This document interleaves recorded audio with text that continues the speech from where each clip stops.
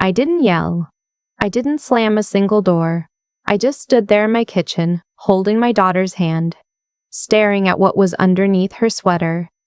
And I made a decision so quietly it scared me more than any scream ever could. Let me back up. My name is Claire. I'm 31 years old. I live in Barrie, Ontario, about 90 minutes north of Toronto, in a semi-detached house that my husband, my daughter, and I moved into 3 years ago, when the rent in the city stopped making any kind of sense. My daughter, Nora, is 8 years old. She has her father's dark eyes and my stubborn streak, and she laughs at her own jokes before she even finishes them. She's the kind of kid who names every bug she finds in the backyard and cries when it rains because she worries about the ones she hasn't rescued yet. My husband's name is Marcus. He works in project management for a construction firm. He's a good man. I want to be clear about that, because it matters for what comes later. He's patient. He shows up. He coaches Nora's Saturday morning soccer, but there is one area of his life where he has always, without fail, chosen silence. And that area is his mother. His mother's name is Patricia. Patricia lives in Sudbury, about 3 hours north of us. She's 64, retired, very active in her church, very involved in the community garden, and by every outward appearance, the kind of grandmother you'd want in your child's life. She sends Nora cards on her half-birthday. She knits. She makes her own jam. She also, from the time Nora was about 4 years old, had a way of looking at my daughter that made my skin crawl. I can't explain it better than that at first. It was just a look. The kind that measured. The kind that found something lacking and filed it away. The first time she said something out loud, Nora was 5. We were at Patricia's house for Thanksgiving, the Canadian one, so October. That particular shade of cold that isn't winter yet but is already done pretending to be fall. Nora was eating her second dinner roll and Patricia said very lightly, "The way you say something you've rehearsed to sound unrehearsed. She's got a healthy appetite, doesn't she?" I looked at Marcus. He looked at his plate. I told myself it was nothing, that Patricia was from a different generation, that she meant well. The second time, Nora was 6. We were at the splash pad in town, and Patricia was visiting for the long weekend. Nora ran up in her swimsuit, soaking wet, asking for her towel, and Patricia said, "We might need a bigger suit next year, sweetheart," and then looked at me with this expression I can only describe as pointed. Like it was my fault, like I was feeding my child wrong. I said very calmly, "She's 6, Patricia. Her body is perfect exactly as it is." Patricia smiled and said, of course. And that was the end of it. Or the end of it in that moment. It was never the end of it. Over the next 2 years, the comments came in small, spaced-out doses. The way a dripping tap doesn't flood a room, but eventually, quietly, ruins the floor beneath it. Should she be having dessert after such a big plate at Easter? She's solid, isn't she? Not like Marcus was. As a boy, he was like a string bean at Nora's 7th birthday. Once, when Nora wore a dress she'd picked out herself, a yellow one with a strawberry print that she absolutely loved, Patricia looked at her and said, "That's a bold choice for her shape." Nora was 7 years old. She didn't know what shape meant in that context yet. But she was starting to. Every time I said something, every time Patricia deflected, every time Marcus told me later that his mother didn't mean it like that she loved Nora, that I was being too sensitive. I want to be honest here, I questioned myself. I second-guessed my own reaction more times than I can count. Because when it's spread out over 2 years and it's always deniable, and your husband is telling you you're reading it wrong, you start to wonder. But you know who never second-guessed herself? Nora. Because kids don't second-guess things. They absorb them. I noticed it in small ways. She started putting her hand over her stomach when she sat down. She stopped changing for swimming lessons without facing the wall. Once, she didn't finish her lunch, and when I asked why, she said, "I was just thinking about something." She was 7, 7-year-olds don't not finish lunch because they're thinking about something. I brought it up with Marcus seriously about 6 months before everything came to a head. I sat him down and I said, I need you to hear me. Your mother's comments about Nora's body are affecting her. I'm watching it happen. And Marcus, patient, good Marcus, looks genuinely troubled. He said he would talk to his mother. He said he took it seriously. He said it wouldn't happen again. He talked to her. I don't know what was said. And for a few months, there were no comments. Visits were fine. Patricia was warm with Nora and I thought, maybe that was it. Then March break came. Marcus had a project deadline that week, unavoidable, genuinely, and I just picked up a second contract from a client in Mississauga that required me to be available for calls during business hours. Nora's school was closed for the week. We'd already booked her into a day camp for most of it, but the first 2 days were uncovered. My sister was away. My parents are in Kelowna too far for a quick fix. Patricia offered. She said she'd love to have Nora. It would be a special grandmother-granddaughter week. She'd take her to Science North. She'd let her stay up late and watch movies. We said yes. I drove Nora up to Sudbury on the Sunday afternoon. The drive was fine. Nora was excited. She packed her own bag and included 4 stuffed animals and a bag of goldfish crackers for the road, because she is 8, and that is a completely reasonable way to pack. I hugged her at Patricia's front door, and Nora ran inside without looking back, which is every parent's dream and heartbreak at the same time. Patricia stood in the doorway and waved and smiled, and I drove home. For 2 days, Nora called me every night. She sounded happy. She talked about Science North. She'd held a snake, she said. And it felt like velvet. She'd eaten beaver tails on the drive back. And Patricia let her get the Nutella one. Everything sounded fine. On the 3rd day, she called me in the afternoon and she sounded quieter. I asked if everything was okay and she said yes. I asked if she was having fun and she said yeah. I asked if she missed home and she said yeah. I asked if she missed home and she said, kind of. Kids have off days. I told her I missed her and I'd see her Friday. On the Friday morning, I drove back up to Sudbury to get her. It's 3 hours. I listened to a podcast and drank a Tim Hortons that went cold after the first hour because I kept forgetting to drink it. I pulled into Patricia's driveway just after 11. Patricia opened the door before I knocked. She was wearing her church cardigan, the navy one. She said everything had gone wonderfully. She said Nora had been a delight. She said, we had some good talks, didn't we, Nora? And I watched my daughter, standing in the hallway with her backpack already on, look at the floor and nod. Something moved through my chest right then. Not a thought. More like a current. In the car, Nora was quiet. That's not unusual for the beginning of a long drive. She often needs a few minutes to decompress from one place before she's ready to talk about it. I put on her favorite playlist and didn't push. We stopped at a Tim Hortons in Sudbury before we hit the highway, and I got her a hot chocolate and a Timbits box, the 10-piece, and let her pick first. She took one Timbit, put it on the lid of the box, and stared at it. Nora bug, I said. What's going on? She shrugged. She picked up the Timbit and put it back down. Then she looked at me with an expression I had never seen on her face before. Something careful. Something practiced. And she said, Grandma says I should think about what I eat. I kept my voice completely level. What do you mean? Like, before I eat something, think about whether I need it. I watched her push the Timbit box to the side of the tray. My 8-year-old, pushing away a Timbit because her grandmother had taught her to audit herself before she ate.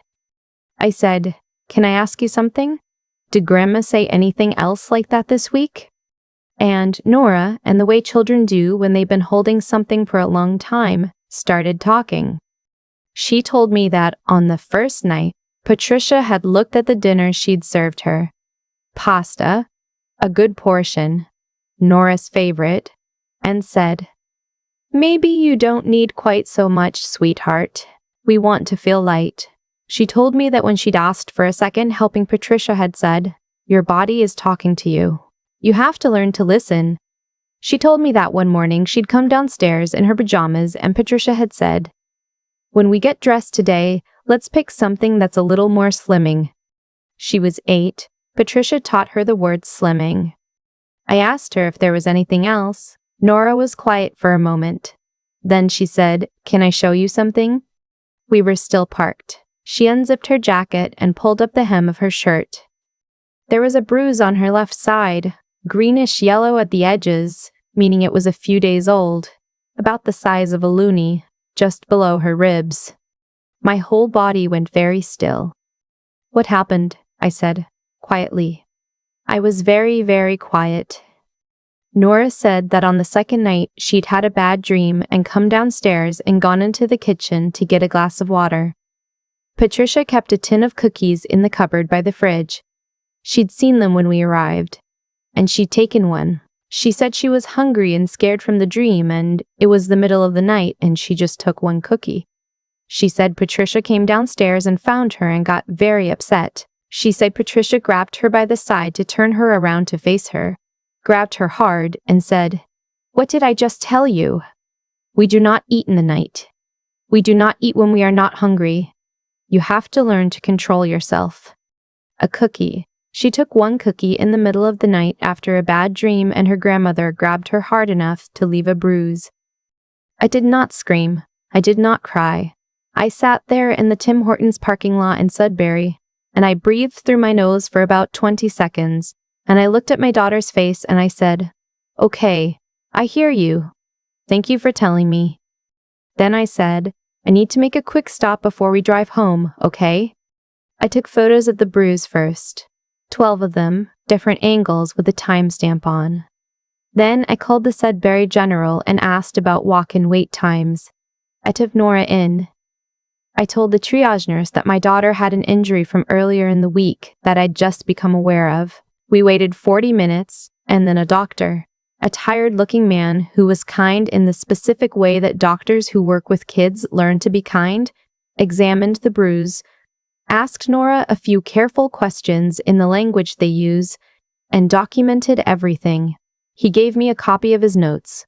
He told me gently but clearly that I should contact my local Children's Aid Society. I thanked him. Then I drove Nora to the McDonald's 2 blocks from the hospital, and I let her order whatever she wanted. She got a Happy Meal and a McFlurry, and she ate every single bite while I sat across from her and kept my hands very flat on the table so they would stop shaking. I did not call Marcus from the parking lot of that Tim Hortons. I know some people will think I should have called him right away, but here is the thing about that: I needed to think clearly, and the moment I heard Marcus's voice, I would stop thinking clearly, because I would have to manage his reaction while also managing mine, and I was not willing to do that. I needed to drive 3 hours home. I needed to be the adult in that car. I needed Nora to feel safe, not to sit in the back seat listening to her mother fall apart on the phone. I called my best friend Devin, who lives in Barrie and has known me for 15 years, and who answered on the second ring when I texted her, "I need you to be home when I get back." She didn't ask questions. She just said, "I'll make tea." We got home at 6. Devin was on my front step. She took one look at my face and took Nora inside and put a movie on while I sat in my car for 6 more minutes and let myself shake. Then I went inside and I called Marcus. I told him everything. I was methodical. I went in order. I told him about the food comments, the word slimming, the dinner portions, the cookie, the grab, the bruise. I told him I had photographs. I told him I'd autographs. I told him I'd already had a doctor examine and document the injury. I told him I had called our local CAS office and left a message. There was a long silence on his end. Then he said, "Claire." Just my name. Like it was the only word he had. I said, "I know this is hard to hear, and I need you to not make this about your mother right now. I need you to make it about Nora." He came home early from the job site the next morning. He sat with Nora for a long time. He cried, which I don't think I've seen him do more than twice in the 10 years I've known him. Nora patted his hand and said, "It's okay, Daddy, because she is 8 and she is already better at managing other people's pain than most adults I know, and that fact alone made me angrier than anything else." Marcus called his mother. I was not in the room for that call. I don't know exactly what was said. I know it was long. I know when he came back into the kitchen, his jaw was set in a way I hadn't seen before. He said, "She says it was a discipline issue, that Nora was sneaking food and she needed to be redirected." He paused. "She doesn't think she did anything wrong." I said, "I know." He said, "I'm so sorry, Claire." I said, "I know that too." The cast worker came to our home 4 days after I called. She was thorough and kind, and she spoke to Nora separately and to us separately and together. She noted the documented injury. She spoke with the doctor from Sudbury by phone. She opened a file. My lawyer, I'd already booked an appointment, helped me file for an emergency restraining order, keeping Patricia away from Nora pending investigation. It went through. I won't pretend the legal process was fast or easy, or that it didn't cost us money we hadn't budgeted for. It cost us over $3,000 before it was done, and it took 4 months of back and forth. But it went through. Patricia told people in her church and in her community garden that I had turned her grandchild against her, that I was a controlling daughter-in-law, that I had blown a small misunderstanding completely out of proportion. I know this because one of Marcus's cousins told us, trying to stay neutral in the way people do when they don't want to pick sides but have already quietly picked a side. I didn't respond, I didn't post about it, I didn't send a message to any of those people. I have the doctor's notes. I have the CAS file. I have 12 photographs. I don't need anyone to believe me who wasn't going to believe me anyway. Nora started seeing a child psychologist in Barrie 2 weeks after we got home from Sudbury. Her name is Dr. Singh, and she's warm and funny, and has a jar of colored pencils on her desk that Nora has assessed and approved of. It's been almost 5 months now. Nora's doing well. She's not perfect. There are still moments where I catch her doing that thing with her hand over her stomach, but they're less frequent. Last week she came downstairs in that yellow strawberry dress, the one she'd stopped wearing, and asked me if it still fit. It did.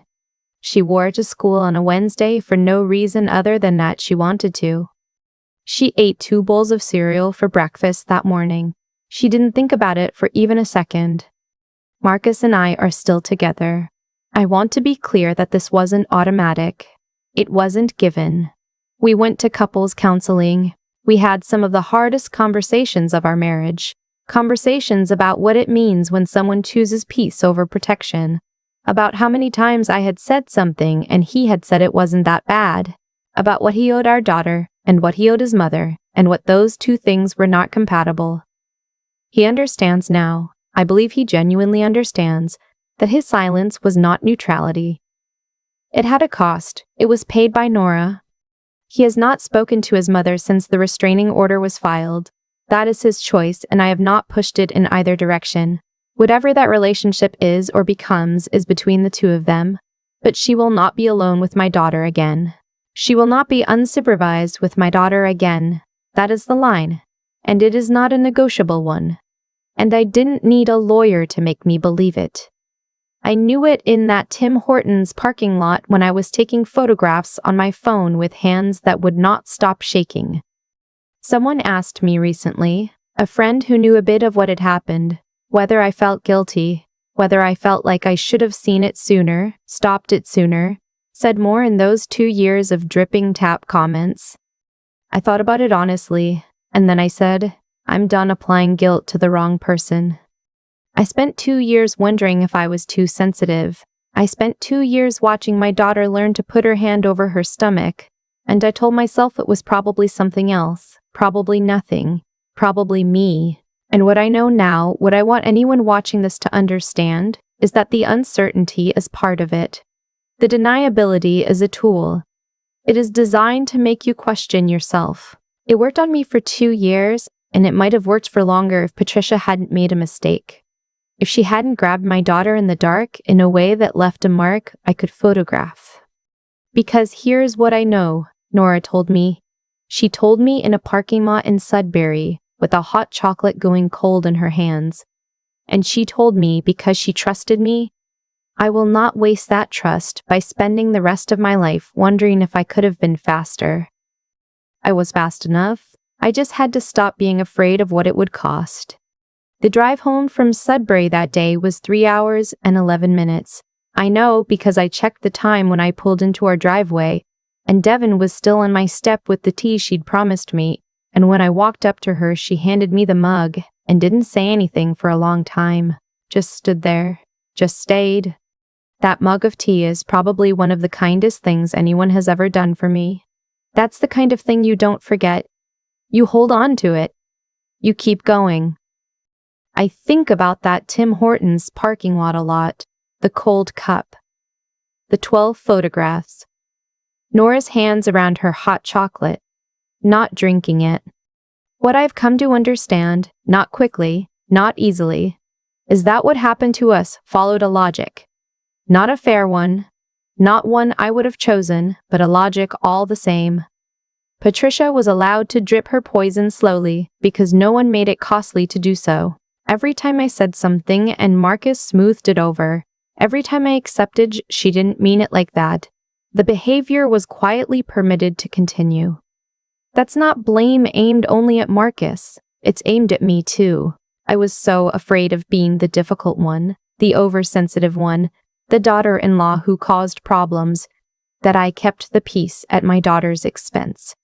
And the peace I kept wasn't even real peace. It was just postponed damage. That's the part that took me the longest to sit with, honestly. The choices we make when we're trying to avoid conflict are still choices. They still have consequences. Nora didn't end up in a doctor's office in Sudbury because of one bad week.